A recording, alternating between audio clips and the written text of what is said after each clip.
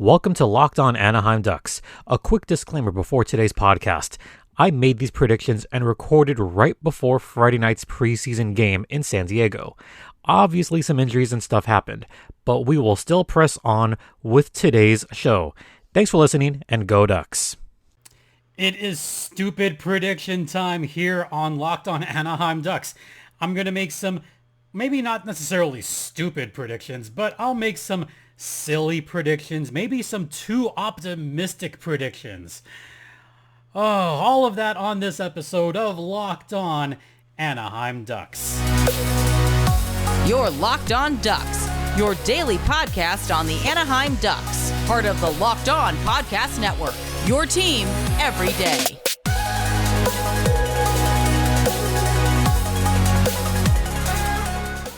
Hi everyone, welcome to Locked On Anaheim Ducks, part of the Locked On Podcast Network. I'm your host, Jason JD Hernandez. I've been covering hockey for well over a decade.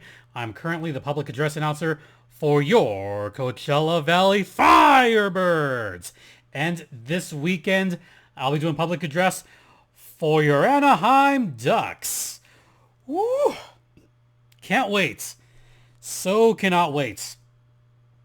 Before we get started, I just want to say that I'm thrilled and honored to get to do public address for the National Hockey League finally. This has been a dream of mine for a long time, so I hope to see a lot of you at Acrisure Arena this Sunday. Cannot wait. It's going to be fun. All right, let's talk predictions. We're going to keep this one breezy because it is the end of the week. It's the weekend. So we're going to keep this one just a little bit breezy here because I got some predictions. I've got a post-it note that I'm looking at right now. The camera is right in front of me. For those of you, I have my laptop and the camera is right there and the post-it note is right, directly next to it.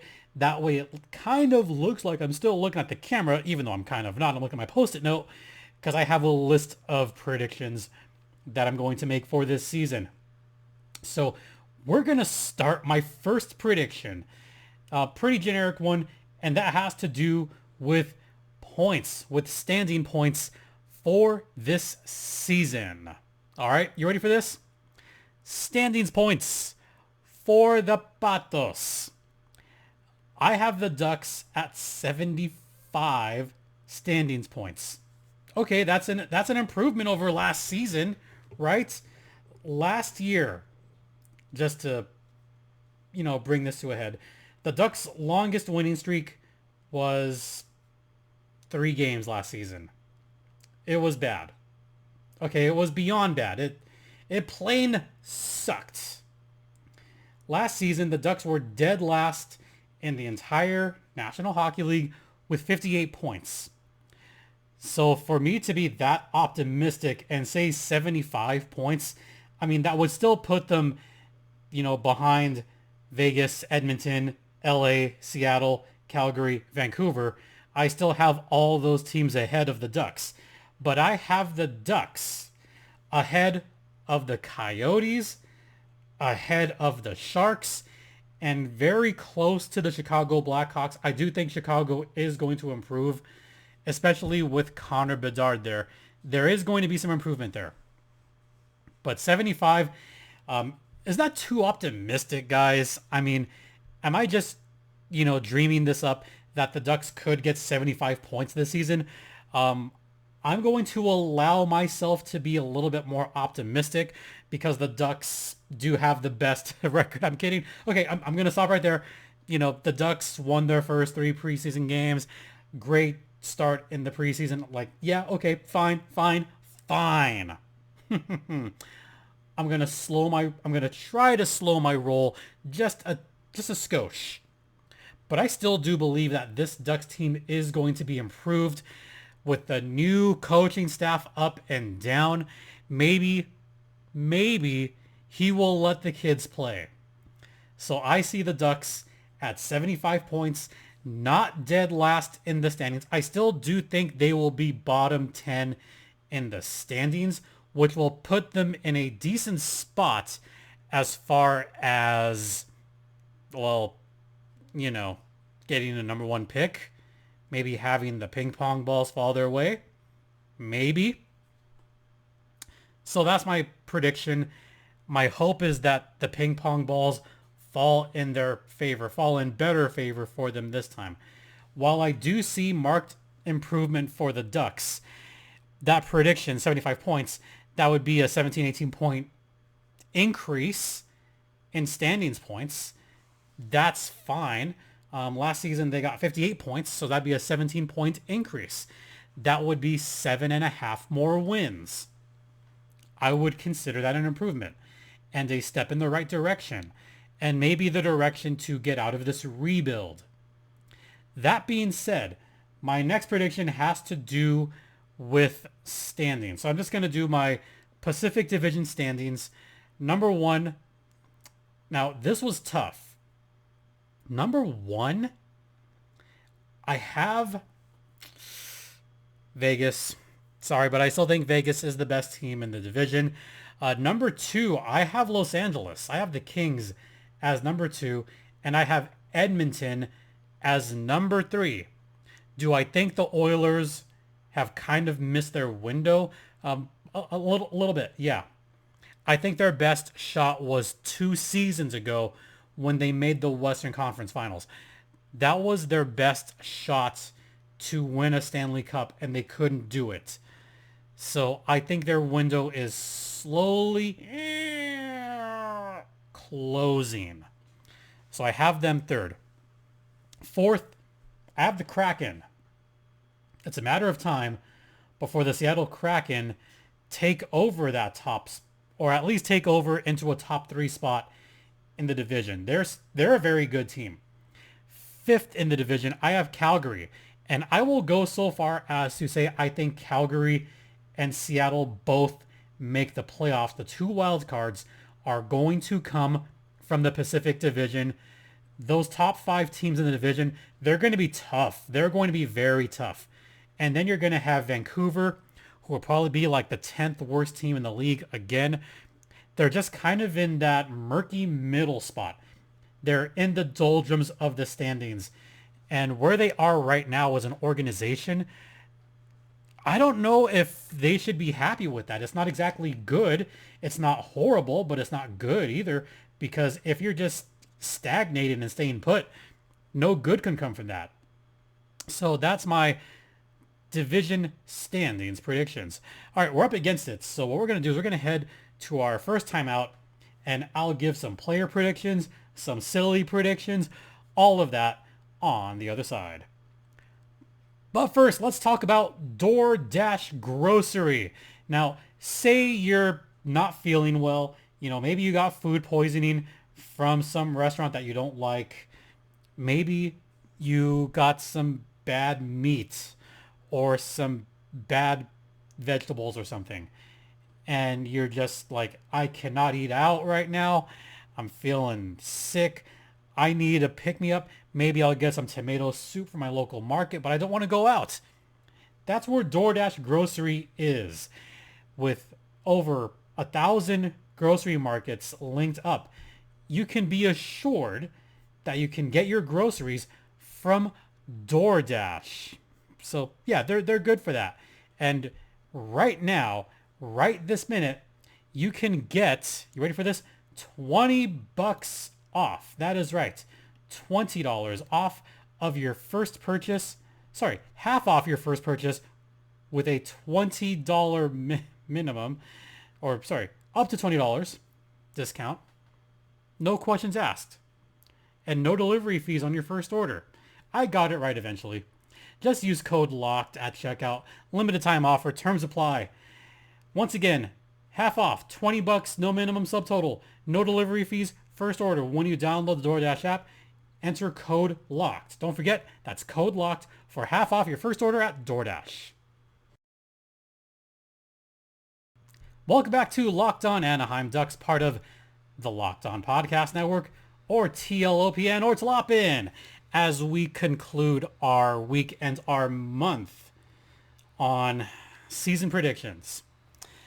I do this every year where I pick a standout Ducks player that I think could make some noise. I think Mason McTavish is one of those players that can really be a breakout player this season and gets to that 60-65 point mark. So that's one of my breakout players this season. Would it be weird, folks? Would it be weird if I said that I think Troy Terry could break out? What? Go with me on this. Troy Terry just signed a big contract. He is entering the prime of his career. Entering. I think Troy Terry winds up leading the team in goals and points. You ready for this? I'm going to make my bold prediction.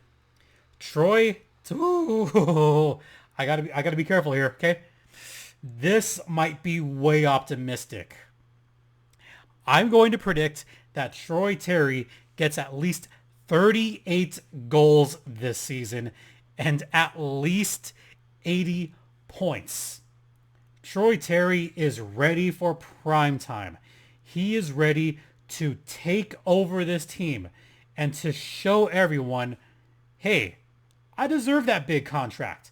I'm getting paid. I deserve this. I'm getting my money. And I'm going to get my goals. I'm going to get mine. So Troy Terry, Troy Vetchkin, at least 38 goals this season. That might be a little high. That might be a little crazy and a lot optimistic. But hey, it's my show. It's my predictions. Maybe you think I'm nuts. Maybe. I also think that Trevor Zegras is not going to lead the team in goals this season for the sole reason that he's not going to play every game this season because of contract stuff. I think Z is right behind Troy Vetchkin in goals, but I also think that Mason McTavish is going to get a 20 spot in goals. In fact, I will be optimistic. I'll say a 25 spot. As far as defense, this is where it could get fun. I think the Ducks wind up with the top 50% in goals allowed this season. Are you kidding? Okay, look. I know the Ducks defense last year was, it was dog poop. It was bull funky. It was bad. New coaches can have a significant impact and a monumental effect on the entire team. And I do think that defensively, this Ducks team is going to be way better. Just way, way better. So that's my hope as far as, defense. Top 50% in goals allowed. Which goes into something else. Special teams. Now that the Ducks have a quality top 6, you know what? I'm going to say Ducks are top 10 in power play. Yeah. Actually, you know what? No, I take that back. Top 50% in power play. Top 10 penalty kill. Yeah. Look. Greg Cronin is an incredibly defensive-minded coach. We saw this with the Colorado Eagles. He tends to slow the game down, and he has a massive tendency to... What's the word I want to look for here? Or the phrase I want to look for? He has a tendency to use defensive schemes to try to neutralize their opponents. He likes to use the modified diamond on his penalty kill. And this is going to be a little bit more in-depth as to what Greg Cronin did with the Colorado Eagles.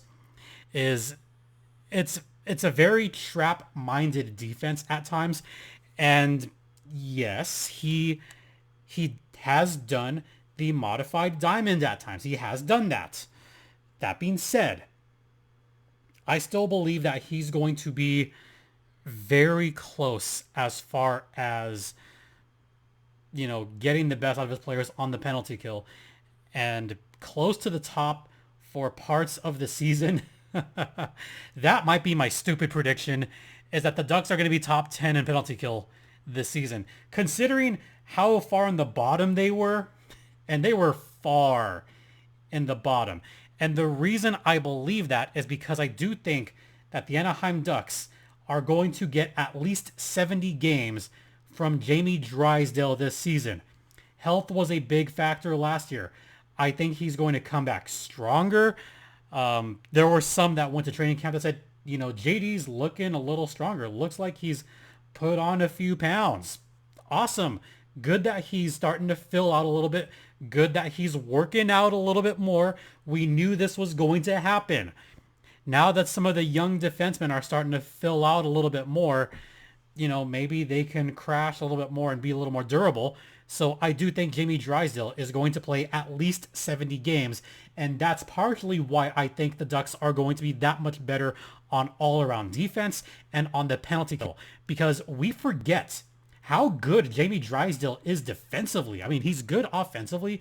I don't want to say he's like an elite defenseman, but he's not towards the bottom defensively either. We forget that he was starting to get it towards the end of his rookie year with the Ducks. He was starting to pinch less. He was starting to fall back and actually make some solid defensive plays using an active stick. He was getting better at that.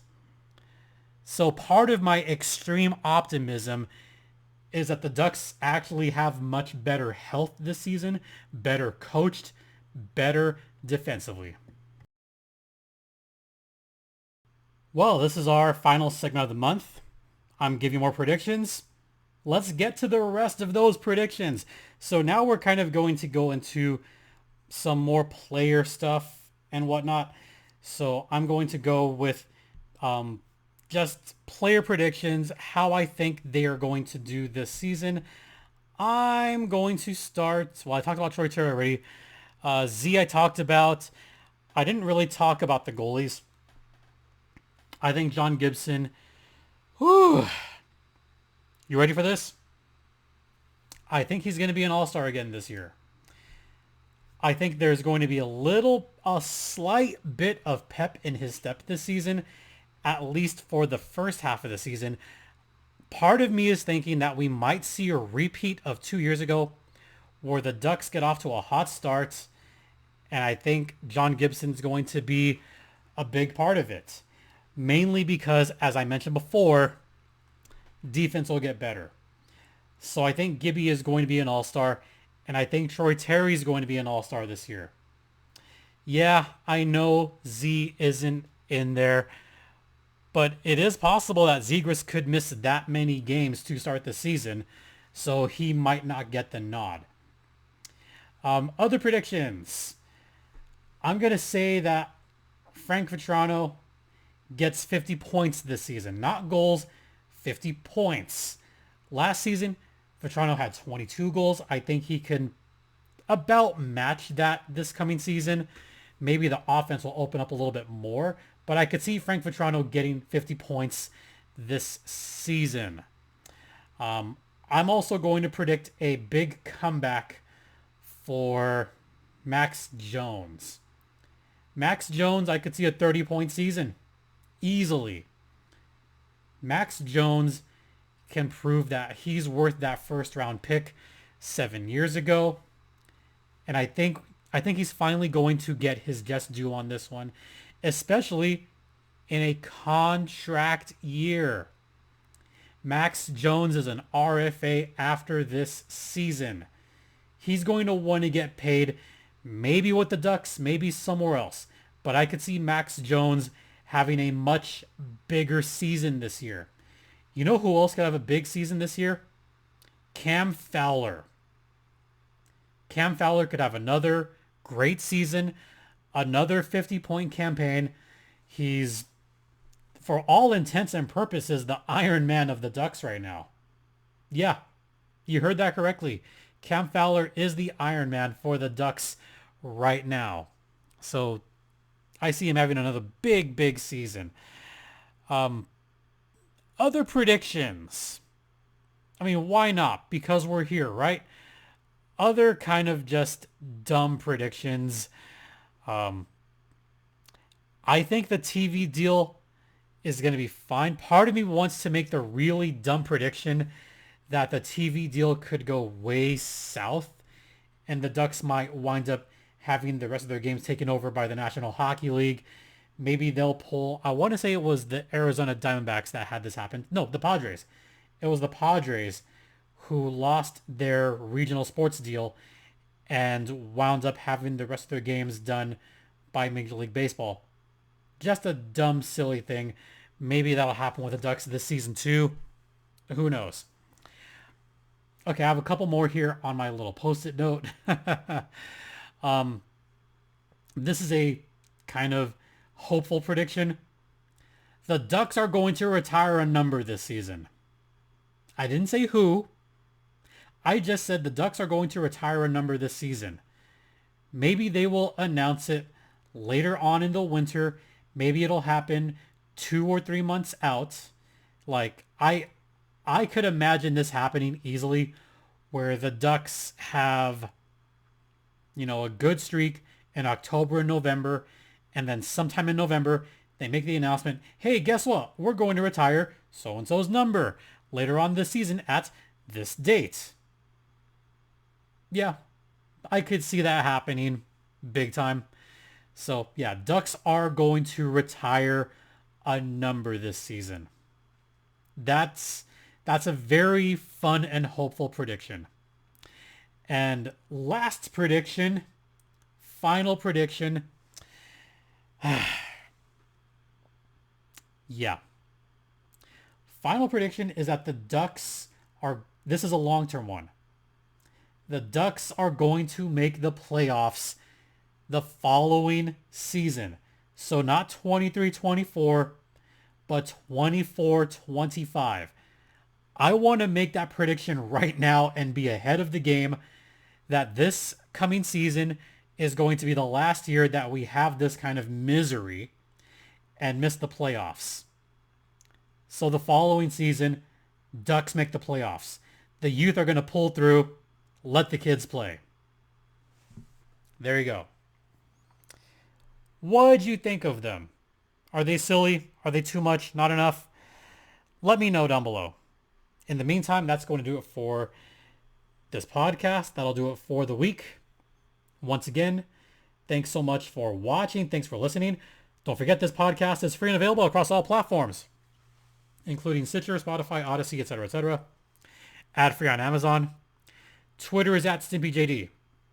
Show's Twitter's at LO_Ducks. I've mentioned this all week. I'll be doing a public address for your Anaheim Ducks this Sunday at Acrisure Arena. I'm going to be candid here. I'm legit excited. I've done public address for a number of leagues, for a number of sports. This will be my first one for the National Hockey League. Game 1 of the NHL. Hopefully not the last. And I know that I've worked pretty hard at this. I mean, I've been working on or helping work on scripts. So, there's a lot of work that goes on with doing all this, but just from the bottom of my heart, thank you guys so much. Let me know if you're going to the game or not. Please let me know. I'll be sure to check my messages and see who's coming and who's not. And also just thanks to those that have been supportive of that for the last few years. This is what episode is this? Number 763, I believe, on the audio side. So for those of you that have stuck around for 700 plus episodes, thank you all so very much. I greatly appreciate it. And I appreciate you. For Locked On Anaheim Ducks, I'm Jason JD Hernandez saying have a great weekend, everyone. I hope to see you at Acrisure Arena. Please remember to be safe out there, be kind to one another, and Ducks fly together. Hopefully this weekend I will say Anaheim Ducks goal!